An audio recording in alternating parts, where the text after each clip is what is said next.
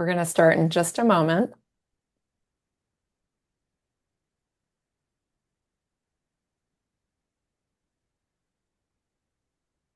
Okay, welcome everyone to this month's webinar, The Procrastination Cure, 10 Paradoxical CBT Tools. I'm excited as always to be presenting alongside my dear friend and colleague and mentor, Dr. David Burns. And I think this topic today is one that we feel or we hope is really interesting to you, not just as a therapist helping your patients, but as a human being, since all of us truly struggle with procrastination. And also as a family member, you may have loved ones that struggle with procrastination. So it's our hope that this will be really helpful to you today on many levels. We're also going to give you a chance to practice a lot of the tools that we'll be teaching. So actually, we'll start today with a quick poll. This is just to get to know who you are, our audience, a little bit. So let me run the first poll. And that is, tell us a little bit about yourself. Are you a member of the general public? So not a therapist, a member of the general public. Are you a therapist enrolled in CBT All Access or the Fast Track course with us? Or are you a therapist not currently enrolled in one of those courses? And in just a moment, so instead of entering your info in the chat, go ahead and take the poll. It should show up for you. And then in a moment, I'll end the poll and share the results.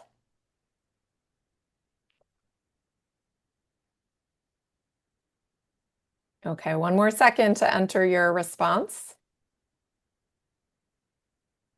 And then I'm going to share with you.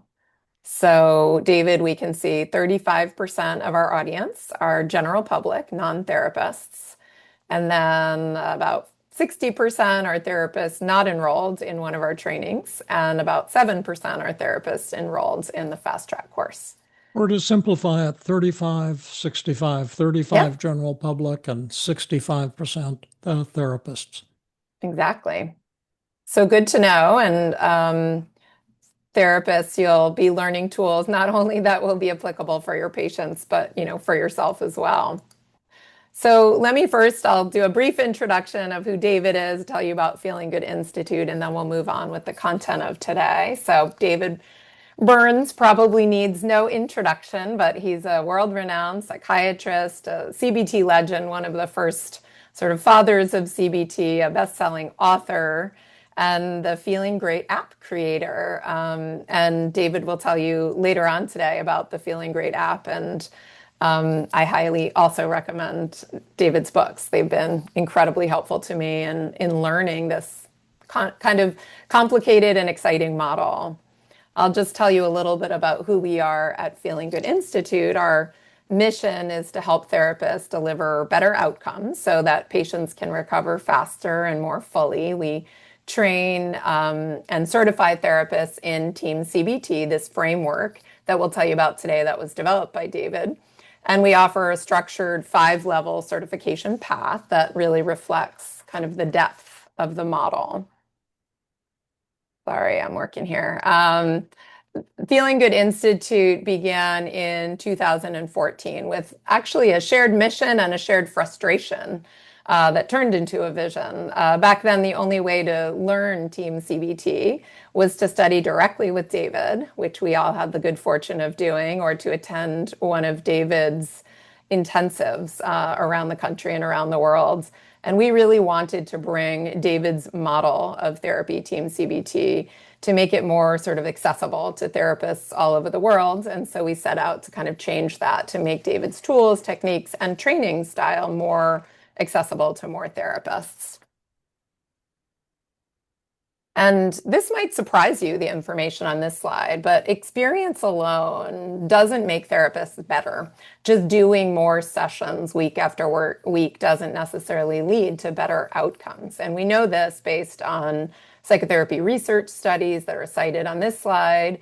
If anything, we all get a little bit less effective over time. And to the contrary, though, there is good news. We know what works. So what works is learning, practicing, getting feedback, and then repeating that cycle. through deliberate practice. So at Feeling Good Institute, we don't just teach David's techniques, we really replicate his training style, which is built on this idea that you only get better through practice and feedback. And we actually kind of double down on it. We really lean into it using deliberate practice exercises to help therapists build their skills. And so we'll tell you kind of at the end of the webinar today a little bit about our fast track course and CBT All Access. It's kind of a new program we've developed that's a subscription that gives therapists everything they need to build strong, effective CBT skills, giving you an opportunity to practice, get feedback, have mentorship, get your CEs and community kind of all in one place. And inside the All Access membership, you have access to our fast track program. So what used to take years of intensive training, we offer in this really highly structured, effective training that you can complete in about 6 months. So we just want you to know what's available, and we'll share more with you at the end of the webinar today. So we'll have David share with you about the Feeling Great app for therapists and the general public alike, and we'll share some trainings with you designed to help therapists get better at what we're teaching today. One more housekeeping thing, and then we'll move on from here. If you registered as a therapist for the paid version today, then you'll get an email probably tomorrow morning, actually, after we take all the attendance with a link to complete the CE survey. So you've paid for your CEs and you've attended, then we'll send you the CE survey that you need to complete in order to get your CE certificate within the week. And if you didn't pay for CEs and you want to, it's not too late. So you can use the link, or Mike is going to drop a link in the chat box that you can use, because we've gotten some people who attend and say, oh, I registered for free, but I actually really wanted the CEs. And then these are our learning objectives today. We're going to cover so much more than this, but you will at least be learning to identify tempting thoughts and using strategies to combat procrastination. So I'll just say a few more words, and then I'll also turn it over to David to say some more. Today, we're really going to be focusing on addressing resistance and using methods to overcome procrastination. But we want you to understand that this kind of rests within the overall TEAM-CBT model. And this model is based on the idea that we use measurement or testing with every patient at every session in order to track progress over time and in order to check in with our patients, kind of like taking their temperature at the beginning of every session. And we don't do therapy without using measurement so that we know that our patients are actually getting better in the ways that they're coming to treatment for.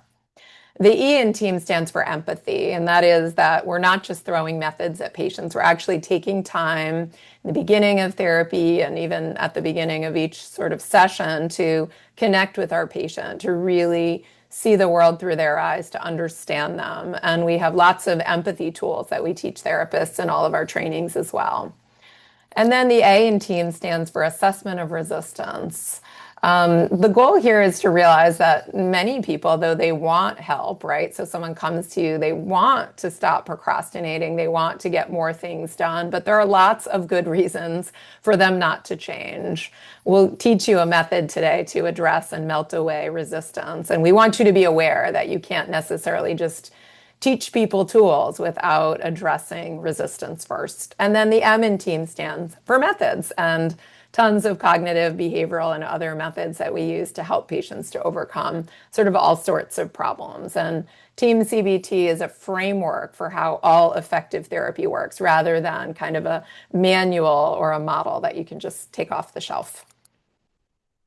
So I'll run this poll to David, and then ask you to jump in here. But we have a couple polls also just to ask you. So let me launch this one. So here's our question. Are you procrastinating on something right now? Because we're going to invite you to do some work with us today, if in fact you are. So you can answer this in yes or no, and I will share the results in one moment. Try to not use the chat box, but rather respond to the poll, which hopefully is popping up on your screen. So I'll end the poll, and if you didn't have a chance to answer, that's okay, just to keep moving things along. So 90% of people, David, are procrastinating on something right now. Yeah, So, okay. so Right. that means that you're in, we're all in good company. Yeah. Um, and then the next thing we wanted to ask is how many of you have patients, colleagues, or loved ones that are procrastinating? And so we'll launch that poll real quick too. So if you're not procrastinating, you're in that 10% where you're not putting anything off, you're on top of everything. Do you have patients, colleagues, or loved ones who struggle with procrastination? And so I'll end this and share this too. We're just trying to get a general sense. Looks like 95% of people, David, know someone who's struggling with procrastination. Okay. And then again, to jump in and have you kind of join us in doing your own work, we're going to ask you if you are someone who's procrastinating on something, turn to your handout packet and write it down on page 4. So we've sent you the handout packet in the email that came from Zoom, and then Michael drop it in the chat box as well. But ideally, you got that reminder email and you already printed it out. So on page 4 of your handout packet, you can just jot down, what are you procrastinating on? Is it going to the gym? Is it getting your taxes done? Is it writing your chart notes? Returning phone calls? Okay. And David, did we want to ask anyone should we have people enter that in the chat box or will? Yeah, Mike can perhaps share with us a few things people have written in the chat box to let us know what you're procrastinating on.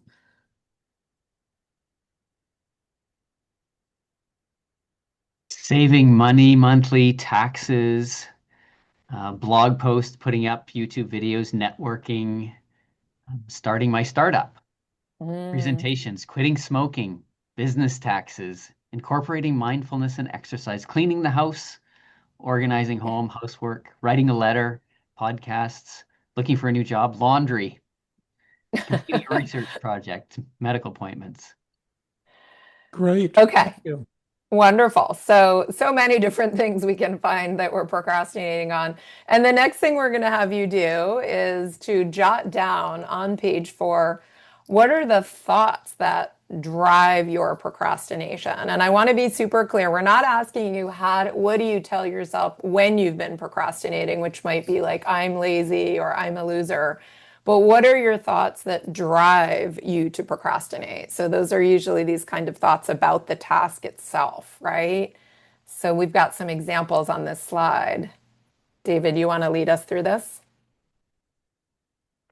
Well, write them down on page 4, and then if some of you add one or two of them in the chat again, Mike, then you can share with us what people are coming up with. Yeah, I was just saying there's some examples on the slide here, right? So this is too hard. I can get this done Oh, sure. later. I'll wait until I'm in the mood. I've Yeah. got something more important to do. I better go check my email. So essentially, we've listed these on the handout on page 4. So you can check off the ones that resonate for you and then also add yours to the bottom on page 4. And you could throw them in the chat too. And we'll just read a couple of them. Mike, you want to read a few to us? There we go. This task is too overwhelming. I don't have time. I can't do it. People will judge me. Uh, let's use a few other one. Yeah. Oh, it has to be perfect. I have something more Mhm. important to do. I'll get to it later. I'm too tired. Great. Awesome. And we're going to come back. Actually, we're going to do an exercise later using these procrastination thoughts as well. But this was just kind of to get you to start thinking about that. So we covered this, what you're procrastinating on and what do you tell yourself when you're procrastinating. And then we're going to ask you now that you've thought about this yourself, right? So many of you are procrastinating and you're aware of kind of the thoughts that are coming up for you. Let me ask you one more question. This is our last poll here. Do you want help with your procrastination? Like, if we could help you today, if you could overcome your procrastination, get that thing done, Would you want that help?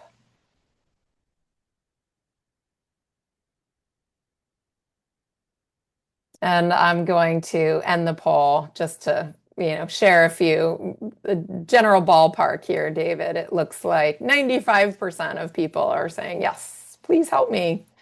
And only 5% of people are going, nope, I procrastinate, but I'm all good. I don't really want your help with that. Okay. David, I'm gonna give you some space here. Are you looking at the slides? You want me to take over a little on the Yeah. slides, or Yeah. you know, I guess the question in my mind, and I don't know what the next slide is, but most people say what the help they want is motivation. I need help getting started because I'm just not motivated when I'm procrastinating.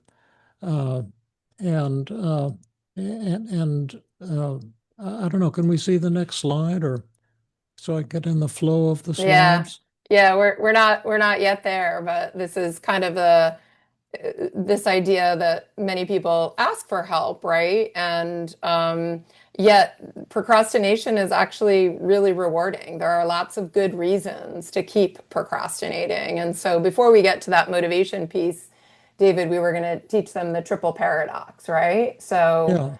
procrastination is really rewarding. And if someone is procrastinating and you jump in and try to teach them how to stop procrastinating, you're probably going to be fairly unsuccessful, right? And we're going Yeah, to you're show taking the words right out of my mouth. You can continue with the triple paradox if you like, Jill. that that's okay, David. I'm happy to have you jump in here. Okay. They for decades, probably hundreds of years, people have tried to figure out how to help people who procrastinate, and I would say for the most part, those methods, although they're clever and they sound great on paper, they're ineffective most of the time. Nearly all of the time.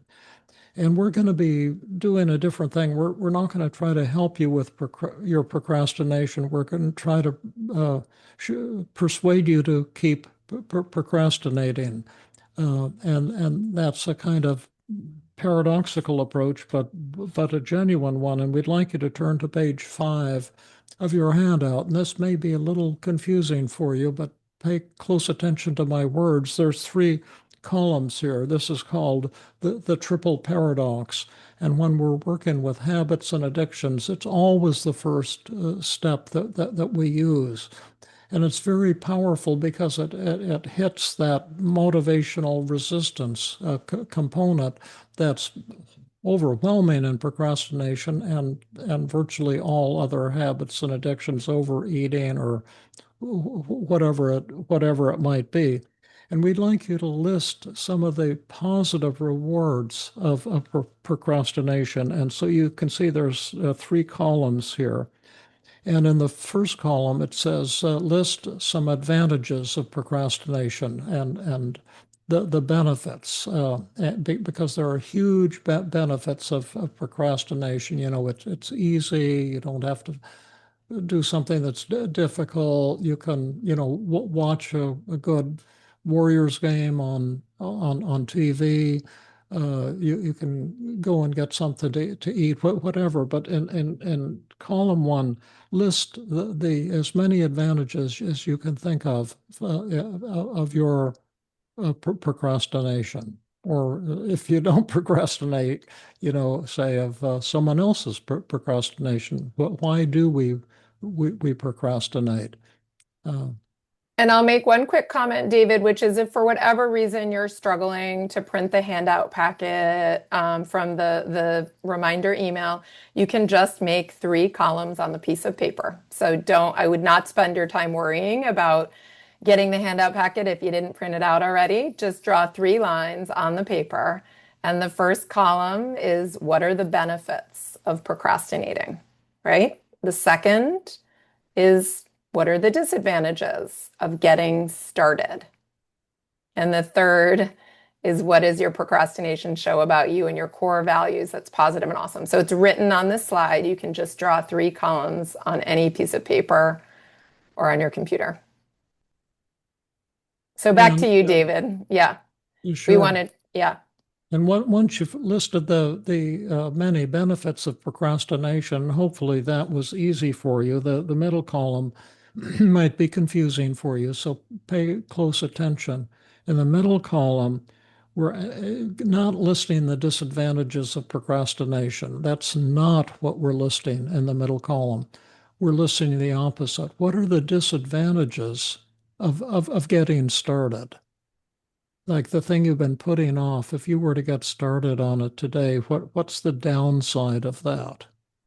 What's the negative impact of getting started? And once you've gotten a few things in the middle column, and hopefully you'll understand that, and not list the disadvantages of procrastination. That's easy. That won't help you. But the disadvantages of getting started, in other words, the things that keep you stuck in your procrastination and prevent you from taking steps in the other direction. And then in the right-hand column, what does your procrastination show about you and your core values as a human being? That's positive and awesome. And again, this is the opposite. Most people teach, oh, procrastination is bad, and you have to get over it, and that type of thing. And we're saying here, what's really good about procrastination? What does it show about you and your values as a human being that's beautiful, positive, or even awesome? So in the right-hand column, we want you to praise your procrastination and shows that it, and recognize that it shows many really beautiful and awesome things about you.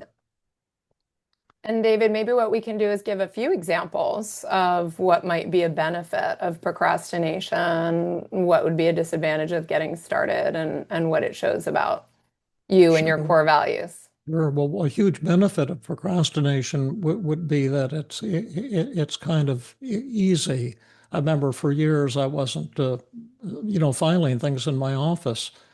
And so I procrastinated on catching up on my filing. And one of the things that's very easy when I have a receipt or something, I'll just put it on one of these piles in my office without even paying attention to what pile it's in, and then I'm done with it. Another benefit of procrastination is you may get to do other far more rewarding things than the anxiety provoking task you're putting off. And then some of the disadvantages of getting started. It's might be and probably will be difficult to get started, and it's going to be anxiety provoking. And you're going to have to face all of that angst, all those negative feelings that you've been avoiding, feeling inadequate, and facing the task. And then what your procrastination shows about you and your core values, and I'm just saying some of these off the top of my head, it shows that you value pleasure and that you want to pamper yourself, and that you want today, we're alive, and let's make it a beautiful, rewarding day.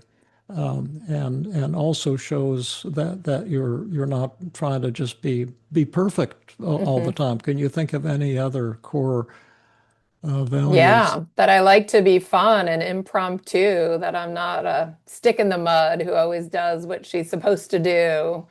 Yeah, a It, rebel of sorts. exactly.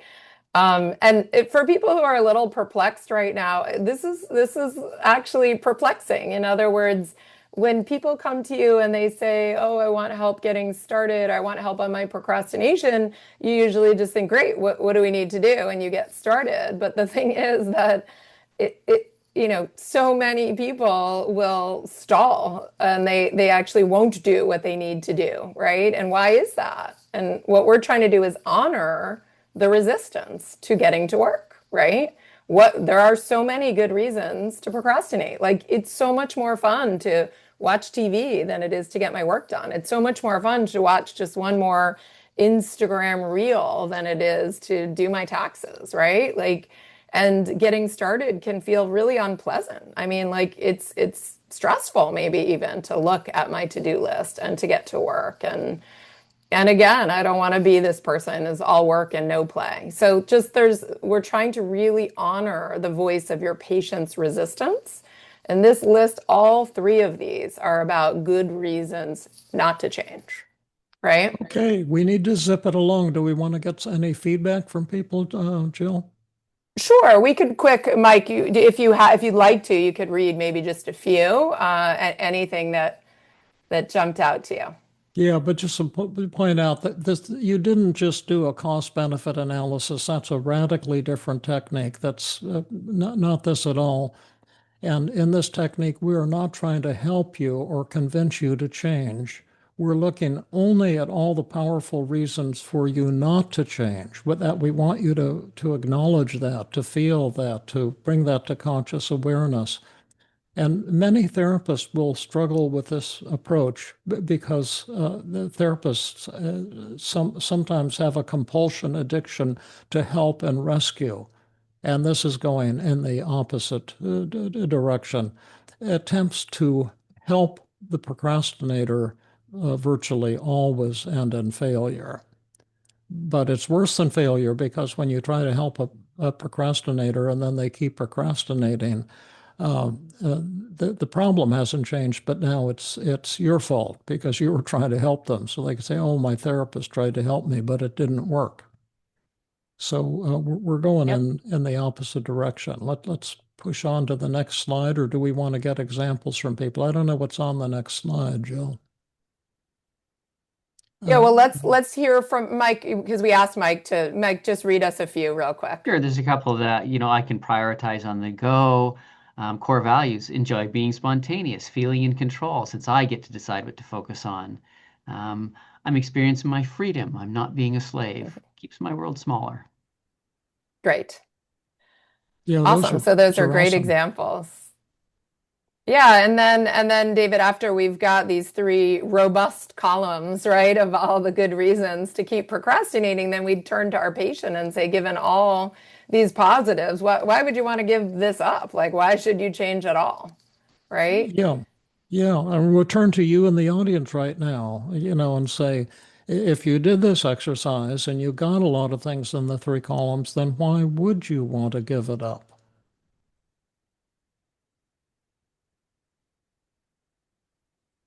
And what would you say if you're a therapist and the patient says, "Well, I've decided I don't want to give up my procrastination. It's a really a good thing."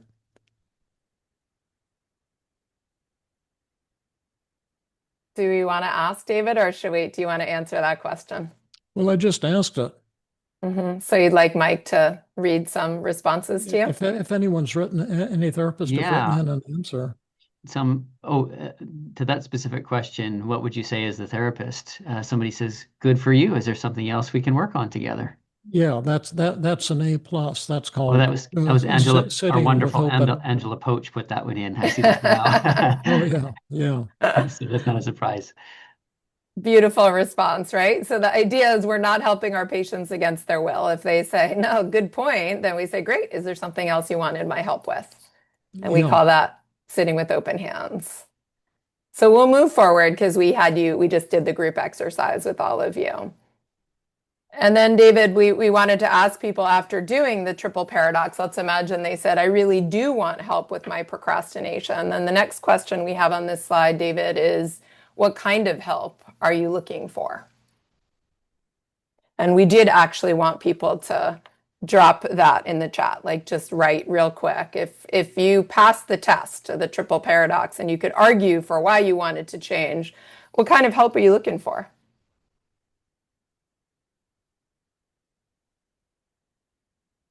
And Mike, you could maybe read one or two to us, and then Yeah, we'll there's a keep going. few. Some are saying help for motivation, boost in confidence, I want to feel less shame and guilt about my procrastination, specific strategies to change my behavior, make a plan for moving forward, help getting started. Yeah, and that's a great list, and that's if you categorize all the movements and experts who have tried to help people with procrastination in the past 75 years, those are all the things that people have proposed. And the research on it is exciting and very inspiring. Published actually last week in the New England Journal of Medicine.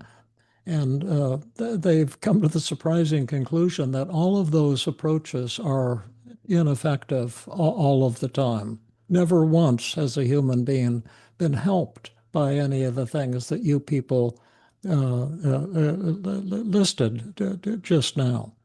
Uh, the you know well that I guess that says it that and so we're not offering motivation in this seminar. And that's because you're not entitled to feel motivated on something you're putting off. You won't get motivated until you've already started the task and you're well into it. And then you're beginning to think, oh my gosh, I'm making progress on this. It's not as hard as I think. And then you're going to start to feel motivated.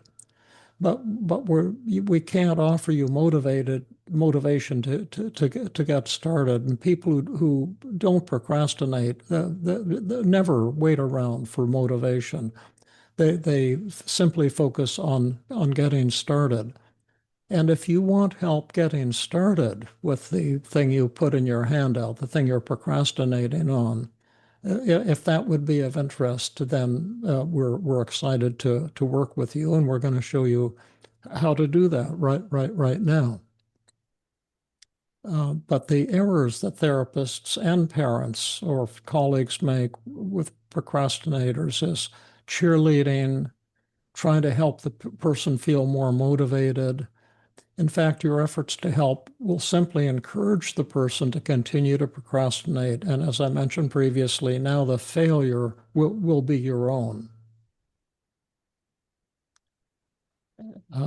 You want to do little steps for big feats, Jill?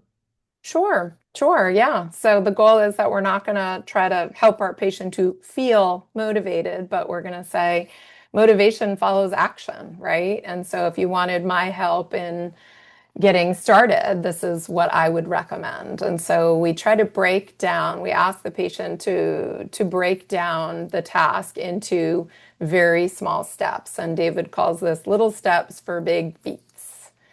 And David, you wanted to share your example, right? Yeah, sure. Getting If caught you up on your turn filing. to page 6, you'll see how to break it down. But I was actually procrastinating for 8 or 9 years on my filing in my office, and I have a pretty big office with a lot of desk space, and I just would make piles. And it got to where there must have been 12 or 18 piles of unfiled paperwork in here, maybe 12 to 15 inches tall, every pile. And it was just overwhelming to think about. So I said, well, what are the tiniest little steps to get started? And step number one was sit down at my desk. That's the first thing I'd have to do. And then I wrote down step two, and you can see a similar outline in your folder on page 6, and you can fill this in for yourself. What are your 5 tiny little steps that you can complete in 5 minutes or less? But I'd have to grab some manila folders from the file cabinet, and they're right up there. Actually, I saw them a few minutes ago. That there's about 4 or 5 manila folders, and I could order from Amazon to a couple hundred manila folders. And then, so I'd have to grab those manila folders. That's step number 2. And then step number 3, I'd have to pick up one item from the pile of unfiled stuff And those piles are everywhere, so I could just reach in anywhere, really, in my office and grab some unfiled item. And then I could see, is this, say, a receipt for, uh, a business expense? And then I could label the folder like that, business expenses. That would be step number 4. And step number 5, I could put that receipt in that file folder. And those were my 5 steps. And so this is an important key. And if we can go to the next slide, I would say that each step should take less than 1 minute. And if you go back to my list, like sit down at my desk, that doesn't even take a minute. It only takes about 10 seconds or 5 seconds. And then grab manila folders from the file drawer. That just takes about, 15 or 20 seconds. So it's critical that these be tiny little steps. And go back to the next slide. And it should be set up to where all 5 steps should take less than 5 minutes. And should we let them go ahead and do that right now, Jill, on page 6? Sure. Yeah. So just to get a feel for it, it would be wonderful if you took that task, what you said you were procrastinating on, and break it down into 5 steps. Again, just the first 5 steps, making sure that each of them is under a minute. And this is challenging actually, because people want to say, spend 30 minutes filing, or spend 30 minutes checking my email, right? And so we want you to really slow down and break it into tiny tasks. And also, I just want to highlight, if people are having questions that are coming up as we're going along, David, they can submit those to Mike, or submit them to the panelists in the chat box. And then we're going to have a Q&A. And so Mike will relay those questions to us at the end of the workshop for sure. But take a minute wait till now, the end of right? the workshop to get their questions answered. We're not going to have any Q&A during the webinar, Jill? Typically, that's what we do. But if you wanted Mike to read a question or two to us right now, we can do that. But yeah, that's what we normally do. If you'd like, that's totally fine with me. Well, are they asking questions in the chat, Mike? There are a couple of questions regarding the little steps for big feats. Do you want them right now? Sure. Yeah, I think it might help to clarify, and it can be very quick too. Sure. Absolutely. Somebody said, what about when patients say, but when I start the tiny step, even if the next step is tiny, I get so overwhelmed and I freeze or want to run away. What if you get stuck on the tiny Well, step? you might not like this approach. Next question. Somebody says, what if the task takes like 20 minutes, for example, exercising, for Well, example? you have to break it down into tiny little pieces. You're not allowed to put in steps that take 20 minutes. You can break any step down into tiny little pieces. Well, and remember, this is about getting started, right? So our experience and that of our patients is that once the task begins, it becomes easier to do. So if you said, Mike, I want to go to the gym for a half an hour, what is the first step you would need to do? Maybe lay out my workout clothes or get dressed for the gym. That might take a minute, right? Get my keys, get in the car, drive to the gym. So we actually do get people to break things down into really tiny steps to get them started. It's very doable. It's doable 100% of the time, and it's an important key to overcoming procrastination if that's what you want to do. And if you don't, again, if you don't want to do tiny little steps, God bless you, and keep looking for huge steps somewhere. All we're offering is quick, irreversible cures here. Okay. Any other quick questions about this, Mike, or any responses you wanted to contribute? Yeah, no, the rest of them are right along those themes, and so I think you've covered them pretty well. But what if it just takes this much or that? And absolutely, this isn't the only method, but it's one of many. This is just to Right. help get started. So Absolutely. But it is hard. I mean, as a therapist, as a human being, I totally agree. I find myself finding, tasks that will, what if it's, I have to make this phone call and I have to wait on hold for 30 minutes, right? But it's like the first step is get the phone number. The second step is dial the phone number. The third step, right? So it's like just getting people to break the task into the first 5 1-minute steps. All right. Should we keep going, David? Yes, absolutely. Okay. Um, Now, I would ask you if you think you need help getting started, and that a lot of times that's what patients say. Hey, that's the help they need. They can't seem to get started, and so that then I would say, what step here did you need help with of the ones that you wrote down? For example, if you go back to my 5 steps, you could say, David, which of these steps did you need help with? Did you need my help sitting down at your desk? Is that anything that you've done on your own in the past, or would you need me to drop by your house and help you sit down at your desk? Uh, and do you need my help grabbing manila folders from the file drawer? Do you need help picking up one item from the pile of unfiled stuff? And so, if you get my drift, if you set these things up as simple little things that can be done in a minute or even 10 or 15 seconds, uh, then what is it that you need help with?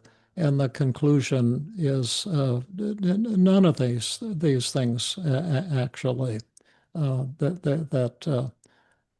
Now, if you put something impossibly down, like write a great novel as step number Mm. 3, well, you violated the rule here, and that's your right, but that's going to stymie you.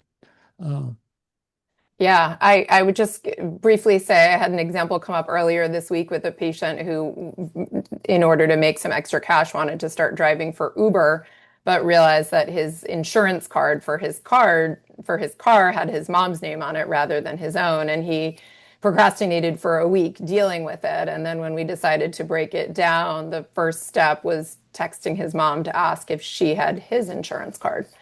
And so rather than spending all session struggling with motivation, it was just what's the first step that you would need to take? And I thought it was in call the insurance or something even more complicated. It was text my mom. It's like, can you do that right now? Do you need my help? So I think when you adapt this mindset, David, of breaking things down into small steps and encourage your patient to do that, they do sort of discover that the steps are easier than they anticipated. So, Now, yeah, go ahead. the next step in this 10 step program we're teaching you is called the 5 minute rule. Now that you've got something you can do in 5 minutes, would you commit to working on this task today, not tomorrow or the next day, for 5 minutes only? Just do that. And there's a lot of refusals we get here. People say that would only be a drop in the bucket. I need more time to get this done. What would you say to the patient who said that to you, And if we'd you're a love to therapist? see, this is a great thing for you to try out in the chat box. So if your patient says you're going to set this goal of 5 minutes and your patient says, but that would just be a drop in the bucket. I need more time to get this done. What might you say?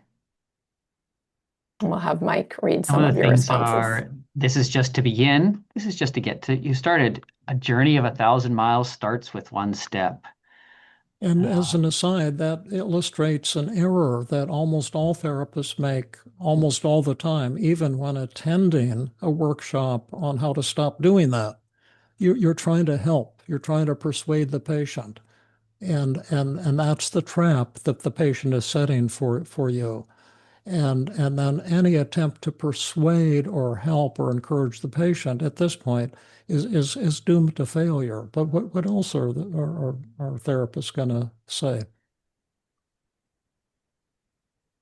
Shall we revisit the 5 tasks? Let's treat this as an experiment and see what happens. Let's see. Uh, Looks like you're more motivated for this other thing than the task you want. What would be a realistic time commitment? It sounds like you don't want my help. okay, I'll let you respond to those many Yeah, suggestions, so, so Jill. so so many things, David, in the same category. Originally, anyway, we heard a bunch that were in that same category of encouraging, right? Why don't you try this? If you do 5 minutes, then maybe you'll be able to do 5 minutes more. I'm only asking you to commit to 5 minutes. I think you got one though that was along the lines of what you'd recommend, David, right? Which was sounds like you don't want my help with this. That was moving more in that sort of paradoxical, sitting with open hands direction, right? Yeah, yeah, that's the key for the therapist. The stop trying to help your patient, stop trying to persuade them, and when patients resist, go with the resistance and sit with open hands. Do you want to demonstrate it, Jill, and I'll be the patient? Sure. I'm happy to. Sorry, I was looking to see if we had it, oops, on the next slide, but we don't. So, Yeah, well, 5 minutes. What I've got to do is clean up all this filing in my office, and it's going to be a many 100-hour task, and scheduling 5 minutes, it would be a total waste of time. yeah, so it sounds like you're saying the task is just too big and insurmountable, and you're not willing to put 5 minutes into getting started today. And then I would give that an A plus because the patient has two responses. Yes, I refuse, in which case you could say, well, perhaps there's something else I can help you with today. And sounds like procrastination isn't something we should be working on, at least not with the techniques that I have available. Or the patient can say, "Oh, okay, I am willing to do that," and that's the response you'll see most of the time when you sit with open hands. But the reason this is so hard for therapists to learn is because you have to give up your addiction to helping and rescuing. And as I've often said, and therapists don't hear it when I say it, and I'll say it now, and you might not hear it now either.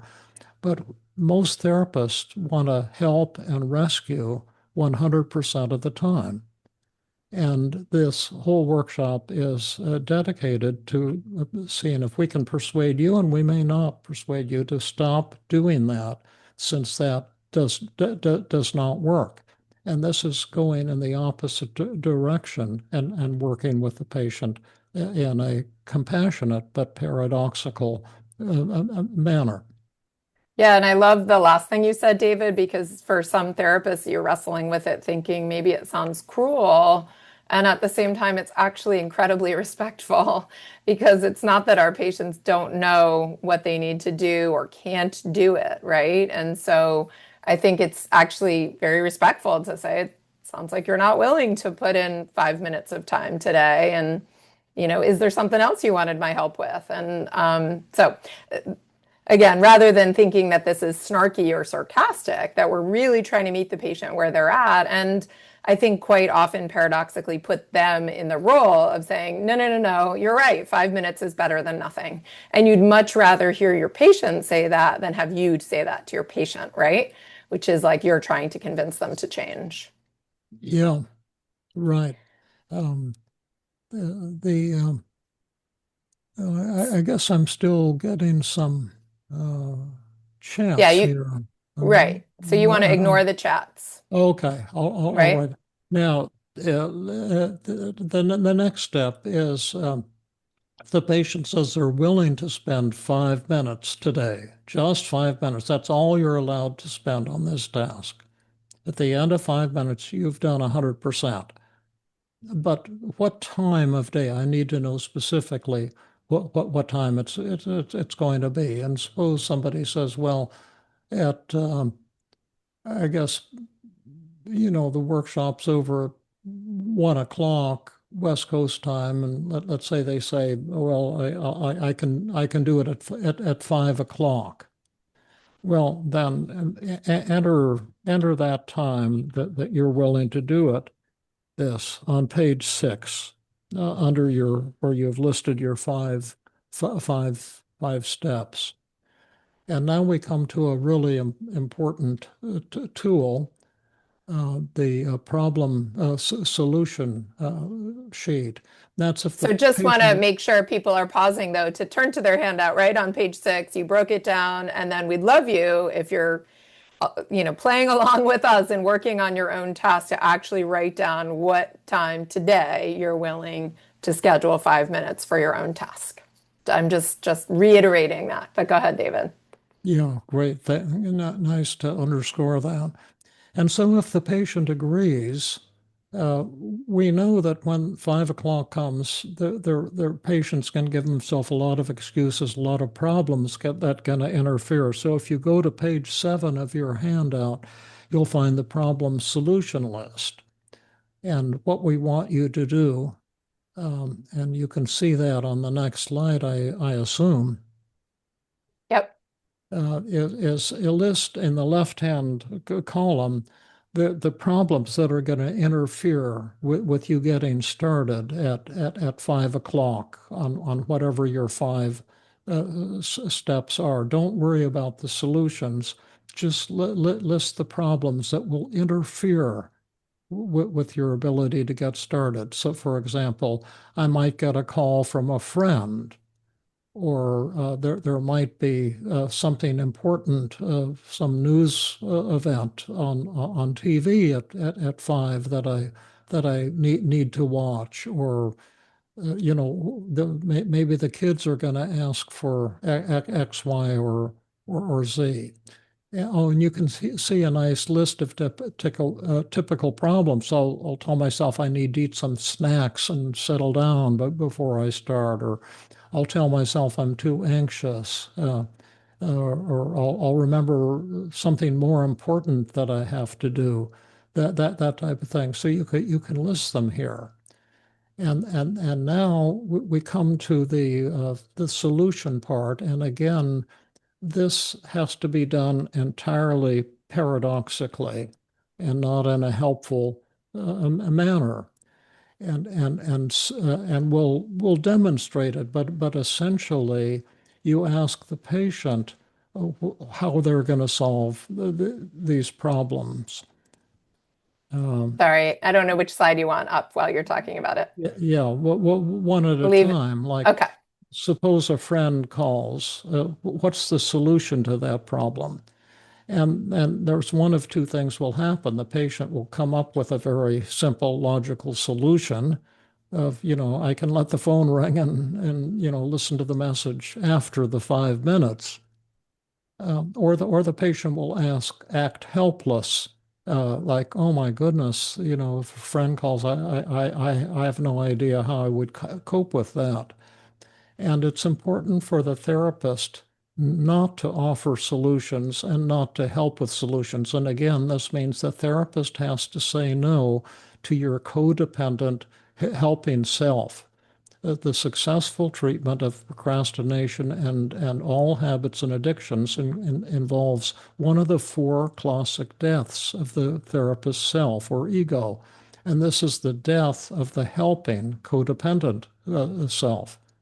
And you have to resist that urge to help. Then we can go to the next slide.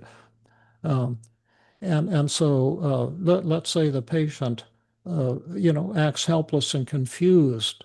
If they can't find a solution to one of their so-called problems, if you try to help, this will intensify resistance. And everything you do to help a procrastinator is guaranteed 100% to make the problem worse.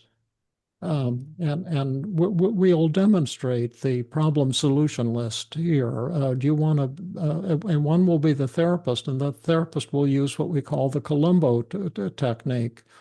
and the other will be the patient. You want to be the I'll be the therapist or the patient. patient? I'll let Huh? you be the therapist if that's okay, and I'll be the patient. Okay, Yeah? so let's say you have the thought, I'll tell myself I need to eat some snacks and settle down, but before I start, this is at 5 o'clock, and you've And got that. So Jill, what would be a solution? That sounds like a big barrier there because it's fun to eat some snacks or Doritos or something really yummy or some nice cookie or something like that. Is there a way of solving that problem at 5 o'clock? well, I think it really does help me to settle down. So yeah, I think at 5 o'clock I could grab some snacks and then maybe get the work done, get the Yeah, filing so done. right. Well, I love what you're saying. I think what you're telling me is that there is no solution to this problem. Is that Um, right, Jill? no, no, there's got to be a solution to this problem. What would the solution be? Um, you're saying if I can't eat snacks at 5 o'clock when I do my filing? Yeah, uh-huh. Yeah. Well, I could reward myself for getting my filing done by having some snacks after I do my filing. Oh, okay. Let's write that in the right-hand column. And do you Okay. think that would be effective? Sure. Yeah, I Yeah, think that that would be sounds awesome to effective. me. I just love how you came up with that. And that's the style. And it may look simple. Uh, in fact, everything what we teach is simple, but you may not be able to learn how to do it because you're too codependent, too eager to jump in and help, and therefore make the problem worse. This is really the first level of accountability for the patient. And it's fun to do, but you have to be very disciplined when Mm, you're doing it. You want to try it on me, Jill? sure. I know you can be very resistant. Yeah, yeah. Well, Okay, at which five one? o'clock when I sit down to do my, filing, I'm going to be looking at this 15 feet of paper piles of paper, 12 to 14 inches high, and I'm going to be too anxious to do anything at 5 o'clock when I come and sit down, take the first step. I'm going to see all of this. I'm just going to get so anxious. I'll be a nervous wreck, and I'll be unable to even speak a word in the English language. Right. So that's what we wrote down as the problem. So what happens, David? What would be a possible solution if it's 5 o'clock and you go to do your step one, I can't remember what it was, but let's say grab a manila folder, um, and you're feeling quite anxious. What would be a solution to that? Well, I could tell myself if I go up because Melanie just got a big bag of Doritos, and I Mm. could tell myself, I think if I go up and got those Doritos, it would be easier for me to grab, a manila folder. Is that Right. what So you mean? that was another problem that you've got, right? So is there a solution to that? You're wanting to get a snack and you're feeling anxious, but you've decided you're going to start at 5 p.m. What could you possibly do to start your work at Well, if I 5 really p.m.? have to do this 5 minute deal, I could Hmm. just focus on the next step, which is reaching up with my left hand and grabbing a manila folder, and I can do that no matter how anxious I am. Awesome. So let's start with that.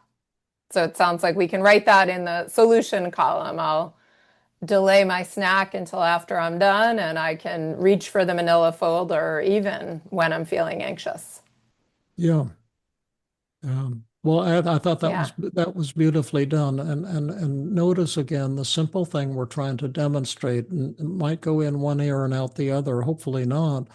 But Jill did not jump in to help me, and when I started making excuses, she sat with open hands, and Mm. that means saying maybe this isn't a solvable problem, and we should drop this project for today and work on something else. And one of two things will happen. 95% of the time, the patient will say, "Oh no, there is a solution." Because I mean, these are not like calculus problems. These are Mm. simple things. And on the rare occasion, if the person says, "No, no, I just know I'll end up, snacking on Doritos for 20 minutes," just say, "Well, I love Doritos too, and that's awesome." But it sounds like this approach is not one that's to your liking, and we can go in another direction with our session. And it's that a willingness in a loving, compassionate way to let go and to make the patient know you're not going to jump in and rescue or save. You're not going to take the bait, because the patients are going to give you bait over and over again to try to help them. And at any time when you take the bait, the whole game has ended. So the Yeah. next And slide. so, Go David, ahead. I was just going to say, we have a little bit of time here. And so I guess two things we could do. One is we could invite people to write down some of their problems on the problem solution technique. Sorry, the problem solution sheet, write down some problems and solutions and potentially share them. Or we could, I'm just moving to, or we could, ask for a few questions about the problem solution technique before we move on to the next one.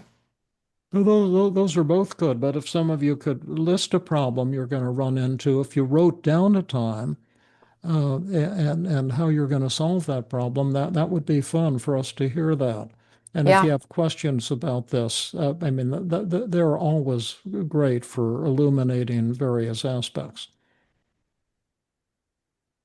So, Mike, we're going to put you on the spot here to Sure. maybe read and um, So there's a couple of things. You were looking for questions or for ideas of, because it seemed uh, like you asked two questions there.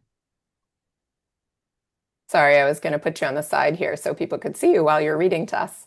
Oh yeah, here's Um, somebody said the problem, my kids will bother me, and I'll put a sign on the door telling them, I'm tied up for the next 5 minutes or something like that. And that sounds great. I And then love another that. person I'll put to you, Jill, because this is such a critical thing that touches on multiple dimensions. What if the patient gets aggressive when you refuse to help them? Well, could you be specific, David? What does that mean? They would say what? Like, if they get angry with me, then I would probably fall back to some empathy, if that's what you're Yeah, asking. yeah, Right? absolutely. And we'd want a specific example of what were you doing when the Yeah. patient got angry. Like it was the problem solution list, and you were acting helpless, and or perhaps you expressed yourself to the patient in a way that was off-putting or hurtful. In which case, as you mentioned, Jill, empathy works 100% of the time, and everything else fails 100% of the time. And then Right. once you've repaired the angry, failure in the therapeutic relationship, then you can come back to your agenda. Great. Were there any other problems and solutions you want to share, Mike, or any other questions that you Yeah, wanted to flag for us? there's lots of problem solution. Problem, I'm tired. Solution, I will allow myself a break or rest only after doing some work. Um, Problem, self-evaluation, not being happy with my implementation of the step. Um, I might not feel like it. Do it anyway. It might be raining. Take an umbrella. Yeah. Great. Right. We can see that most of the problems are relatively easily solvable, right? Yeah. And the whole key is not the problem solution list. That's called a linear approach, and Yeah. linear approaches always fail. But we're doing it as a paradoxical approach, letting the patient see what is your solution? How are you going to solve this? And letting them struggle with it. Yep. And this, as we say, this what we call sitting with open hands, this idea of not solving the problem for the patient and putting them in the driver's seat is very hard for therapists and human beings, right? Parents, loved ones. We want to jump in and make suggestions. And I think if you really ask yourself, what happens if you have a loved one, for example, who's procrastinating, a kid who's not doing their homework, and you make suggestions, they usually just dig in their feet even further. And no, that's not going to work because of this. Or I guess I could try that, which is like politely saying, no, thank you. I don't think it's going to work. Right. So we're trying to avoid both you, the therapist or human being, from getting into this kind of tug of war. And you're just kind of dropping the rope and you're letting the patient or loved one argue for change and figure out how to change. Um, so, anything else you want to bring up from the No, I think chat? we've kind of covered that. Wonderful. And then we're up to step 9. Was the last one step 8 or step 7? Yeah, the problem. Oh, goodness. Did we skip a step? We could go to the end and see what the steps are, see what's Uh, being skipped here. okay. Well, we had Well, your. this is 7, Yeah, no, yeah. this is we had the problem solution technique is 7, and the Columbo technique was step 8. Oh, okay, right, Yeah, good. yeah. We We're didn't on skip track then. anything. Yeah, exactly. So now here is the one of the coolest things I programmed into this whole approach. Then now let's say you've agreed to do from 5 to 5:05 tonight after the workshop, after our therapy session. Then I say to the patient, at 5:05 you get 100% credit. If you go on and continue working on the task, that's up to you, but you won't get any credit for it. You get 100% credit for going through this 5-minute exercise. And what I'd like you to do, if you're willing, at 5:05, I'd like you to call my phone number or do whatever, my answering service, and leave one of 2 messages for me. Either mission accomplished or I stubbornly refused. And there's 2 responses the patients might have. Most patients just say, okay, I'll do that. And then they actually do the 5 minutes and they follow through. Occasionally, you'll find a patient who at this point gets angry and says, no, that's stupid. I'll do the 5 minutes, but I won't call and say mission accomplished or I stubbornly refused. And if they say that, they're really telling you, I'm not going to do this 5-minute thing. And so what I say to them is, I can well understand that you don't want to, call and let me know. And in my experience, 100% of patients who have stated that have actually failed to do the 5 minutes. And so I think you've given me a really good bit of information, and I'm going to withdraw the assignment at this point. And then again, you sit with open hands. Well, I'll say a few more things if I could then about the I stubbornly refuse technique. Sometimes patients, so first of all, voicemail, we can use voicemail, we can use email. Some, therapists have other kinds of HIPAA compliant messaging. So whatever is kind of the current way that you communicate with patients is how you can have patients message you, right? Mission accomplished or I stubbornly refused. I sometimes have therapists ask me, David, what happens? Do you respond if they say mission accomplished? Do you write them back and say, great job? What if a patient messages you and says, I stubbornly refused? How do you respond? I can say my responses to that, which may Sure, be sure. Give similar, us your responses maybe and I'll similar chime or in. different. Yeah, yeah, maybe similar or different to you. I haven't, therapists get worried that they're going to be involved in all this messaging back and forth. I haven't found that to be a problem. I do tend to respond by saying, great job, keep it up. If someone says mission accomplished, it's no skin off my back to do that. So I do that. And then what I was going to say is I have occasionally had people be accountable and say, I stubbornly refused, meaning I just didn't do the thing. I'll try again tomorrow or something like that. And then actually, my response to them is, good job being accountable. Because Oh at least yeah, they that's wrote nice. me. They wrote me, Yeah, I stubbornly refused. And that was the task, right? So yeah, I positively reinforce them by saying, great job being accountable. And if they say, I'm going to try again tomorrow, I say, keep me posted. yeah. So those are my thoughts about how you can respond to those, kind of the I questions think that come both up from responses therapists. are brilliant, Jill. Okay. I do know some therapists who don't want to respond, so they let patients know, like, this is sort of a one-way accountability thing. So let me know, but and then we'll talk about whether you did it or didn't do it in the next session. And the other thing I just want to point out, David, is I do have a lot of patients who also like to use tracking apps now for behaviors like this. And so I do think person to person accountability is the very best, right? But there are ways that you can easily have patients, give themselves gold stars or different things on the phone or apps, or there's a streak app or things like that. So just to know that there's lots of ways to build in essentially what we're trying to build in, which is accountability.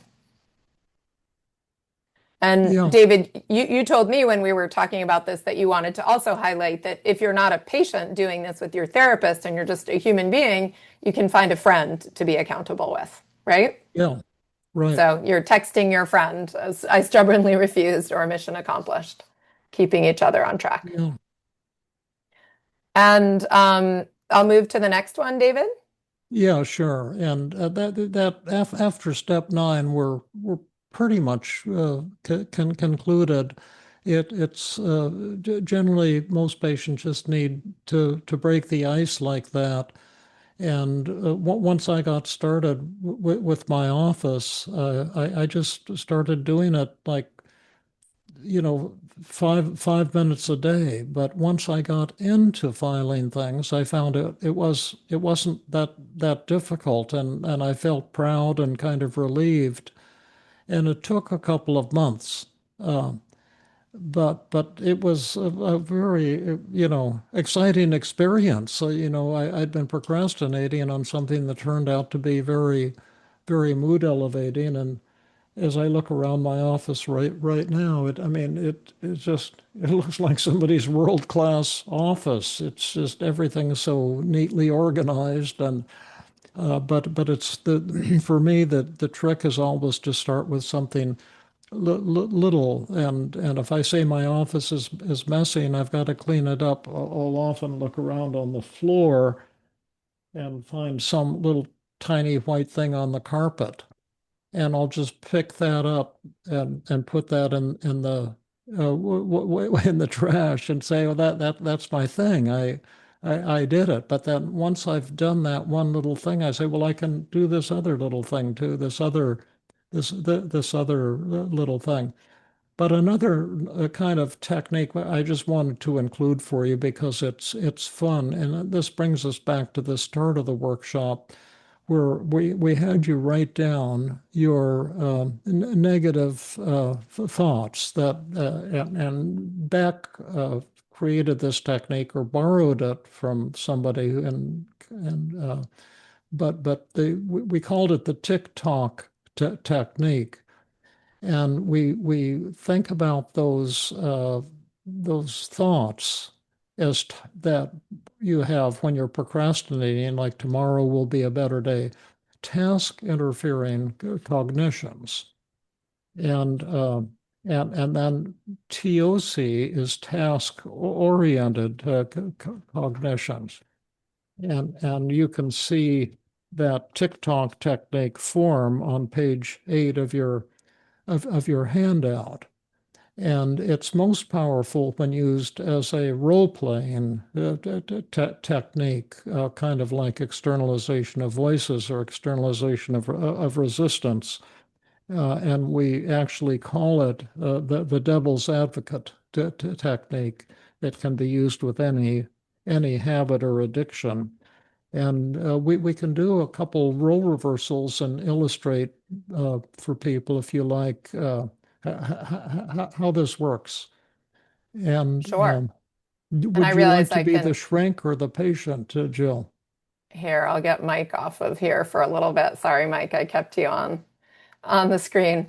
Um, either one, David, I'll let you pick. Well, I'll be the tempting voice, and Okay, and perfect. and you can do this with a friend. You don't need a therapist to do this. This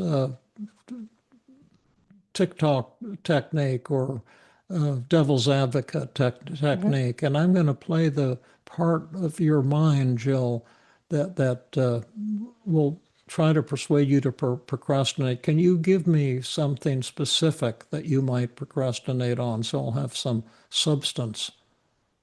Oh, sure. So we're not going to use the ones on the, oh, we'll use this on the screen, but I'll just give you another context. Yeah, we Um, just need a context.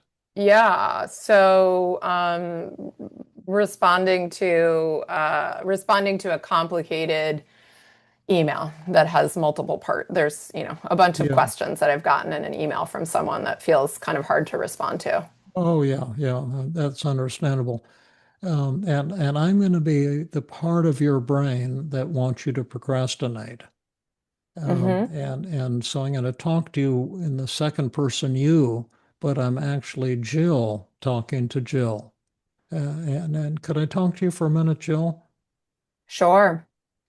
I know you have that really complicated and quite understandably upsetting email that you have to respond to, and tomorrow will be a better day. Yeah, well, I certainly don't want to do it today. Tomorrow sounds a lot more appealing to me, but I've been saying that for a week, and I just need to get it done. The longer that I drag it out, the more I think about it and the more uncomfortable it feels, and I just need to bite the bullet and get it done. Okay, so who won? I did. And big or small? I would say big, probably not huge, because it didn't maybe feel specific enough. Like it felt like I could feel motivated in the moment to do it, but I almost felt like I wanted to make sure I included, when and where, so I would actually be more, Yeah, so I'd yeah. actually be more likely to do it. So do you want to try it again? Yeah. Yeah, let's try it one more time. You know, Jill, that's a big and complicated email to respond to. It's political. The person sounds kind of pissed off and a little paranoid and hypercritical. And you've done a workshop today, and tomorrow will be a better day for you to work on that email. Yeah, no, I don't think so. I think I need to get it done today. And the goal would be for me to get it done after I finish cleaning up from dinner tonight, to just have that be the very first thing that I do after cleaning up the kitchen so that it's off my chest and I don't have to think about it anymore. Okay, who won? I won. Big or small? That was huge. Huge. And what made it huge? I felt that I focused on getting it done tonight, and that I'll feel great when it's finished. Yeah, awesome. So that's how you do the devil's advocate. Do you want to do a role Yeah. reversal? Yeah, or what I was going to say, David, is could I have you stay in the therapist role, but I'll model a not great response, and then you can show how you'd respond to that? Sure. Would Well, that you be know, okay? Jill, Yeah. 5 minutes is just a drop in the bucket on that task. That emails can take a lot more than just five minutes to figure out. So that'd be a waste of time spending 5 minutes on it. Yeah, I know. Yeah, that's what I've been telling myself that that's how it feels. I think that's Well, true. maybe you're saying that isn't something that we should be working on, that you don't want to do that today, and that's cool with me. I mean, I'm not trying to persuade you one way or the other. No, I do. I mean, I do want to work on it, David. Well, then, how are you going to respond to this idea? You know, Jill, 5 minutes is just a drop in the bucket. That's a complicated email to figure out. I'm gonna say 5 minutes is a lot better than nothing. And I don't want to keep putting it off. And I'm gonna make a commitment to myself to work on it for 5 minutes. And maybe I'll keep going when the 5 minutes are done, or maybe I'll at least get 5 minutes into my response, but it beats thinking about it. Yeah, who won? Yeah, I did. Big or small? I think huge. Huge. Okay. And so that's how you do it. And you don't stop until the person gets to huge. And would you recommend role reversals with this technique or not, Jill? I don't think so, David. I mean, we don't recommend role reversals with the devil's advocate technique, and it seems Right. like it would kind of reverse the progress we'd making if we were trying to answer, solve the problems for the patient, right? Yeah, absolutely. So It seems that's, our goal is to continue to put the problem back to the patient or be willing to sit with open hands. yeah. Yeah. So I think that this brings us to the next segment of our workshop, which is the Oh, Q&A, and we've done this, so we don't need this yep. slide here. Yep, Um, I agree. um, so So we here's our can, yeah, go ahead. I would love to summarize. Would you so like to here's summarize our it? Yeah. summary of the techniques you've learned today, and they're all paradoxical, starting with the fantastic triple paradox.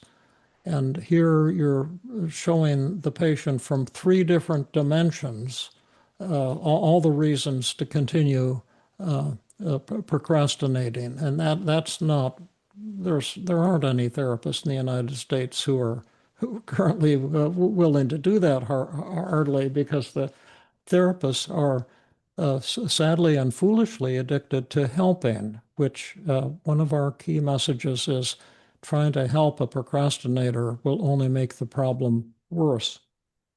And then step two is the blue plate special. You say, well, if they say they want help with their procrastination, they can persuade you to work with them. And you've got to persuade me to work with you. I don't have to persuade you, the patient, to work with me, the therapist.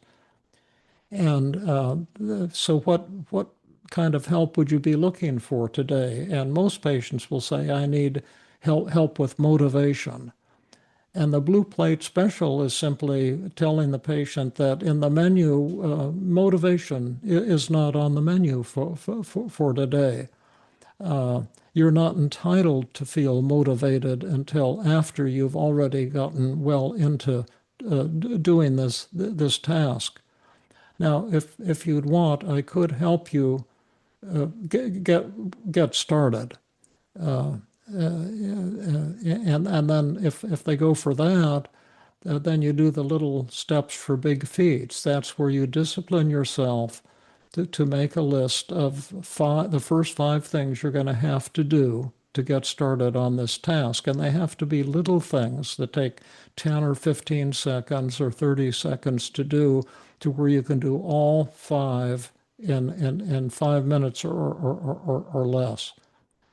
And and earlier, the patient has said, yes, I need help getting started. And then we come to paradoxical inquiry, and this has to be done with compassion, so it's not coming across as a put down. But you say, now you mentioned you need help getting started. Did you need help with step one? Did you need help with step two? and you go through the 5 steps, and the patient actually sees they don't need help with any of those steps.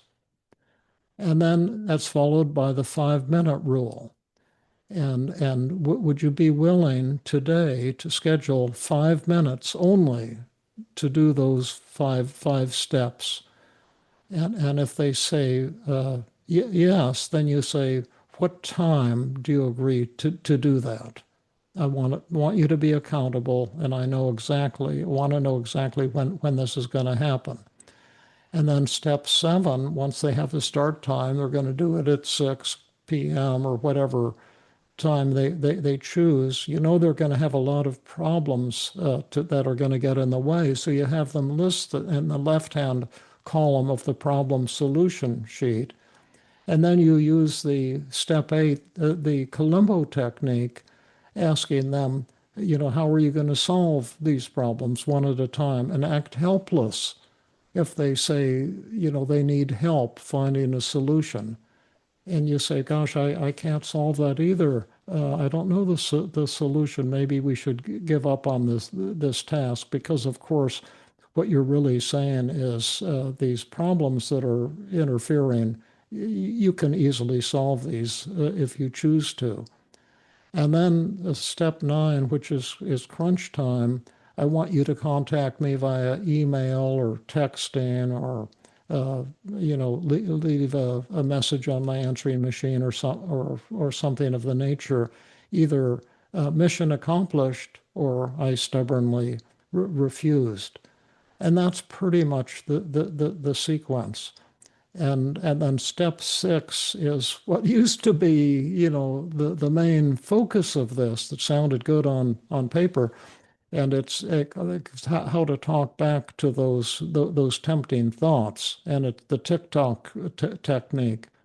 And you can use this technique with any habit or addiction. It's actually the devil's advocate technique. But if you try the TIC-TOC technique without these 9 steps, without focusing on the issue of motivation and resistance, you have a pretty much 100% guarantee of failure, because they'll do great in the office, but then when they go home, they won't follow through. Yeah, you could think of it in a way that step 10 is the cognitive intervention, and steps 1 Yeah. through 9 are all behavioral. Or motivational. They're not Motivational, right? behavioral, they're They're motivational. right. I corrected myself. They're motivational and they lead to behaviors, right? I mean, they're doing things, but they're mainly motivational. And step 10 Yeah. is cognitive. And by the way, we put it in there because it didn't quite go in the sequence of 1 through 9, but it's not that it has to go at the end. Sometimes people will work on that ahead of time, and meaning that could be the first step, but it's just one sort of part of the sequence that you can explore with your patients. And Esther is asking, what is the blue plate special? The blue Mm. plate special is that in our restaurant, we're not offering motivation. It's not on the menu, Esther. But what we could offer, what is on the menu, is getting help, getting started. And then that's the little steps for big feats. What are the 5 specific things you'd have to do that each take less than 1 minute to get started, not to complete the task, just to get started. And Peter Nagy, to all panelists, can the decision-making tool, it flipped off before I could answer it. But 2 of my favorite people there, Esther and Nagy, yeah. So Uh, yeah, so what we could do, we essentially what our plan is to go over some extra kind of learn more slides with you, and then to do a nice Q&A. And so if you have questions all along on any of these 10 steps, we want you to send them in the chat, and we'll share some information with you now, and then we'll turn our attention to answering questions. Does that sound good? Yeah. sounds good to me. Okay, awesome. So let's go through a few more slides with you, and then we'll go back and do some Q&A. And then just remember as well that if you're here and you want to make sure that you get CE credit, you do need to stay till the end of the workshop. So we do an attendance check to make sure you are present the beginning and the end, and then we'll send you your CE survey And then within. one last summary of the workshop. This was a Sure. fully paradoxical approach to the treatment of procrastination. This was not a linear approach with helpful techniques. Okay, and so we wanted to share with you, lots of people enter questions in the chat box about how do I learn more, how can I practice this, that kind of thing. And so I'll just share with you now that you've gotten a little flavor for this model, which is in this case highly paradoxical. We'd love to invite you to our new CBT All Access monthly subscription program. So this is brand new and it's our most efficient and economical, kind of powerful way to help therapists become really excellent. And over the years of teaching and supervising therapists, I've heard things like, I want a place to practice and get feedback. I want mentorship from seasoned therapists. I want a community because private practice can feel really isolating, even when you're thriving. And so we've created something that kind of brings all of that together. And so it's a monthly membership designed to offer all of those things to you. So live practice and consultation groups, TEAM-CBT certification, including the fast track to level 3 course, a CE library that you can start on right away that includes more than 20 hours of content, and tests and quizzes so that you can do home study on your own and get CEs, as well as access to special events, live demonstrations, online workshops, David's toolkit, and it's all $115 a month, and you can cancel anytime. And if you're also not thrilled with your membership, you can even get your money back within the first 30 days.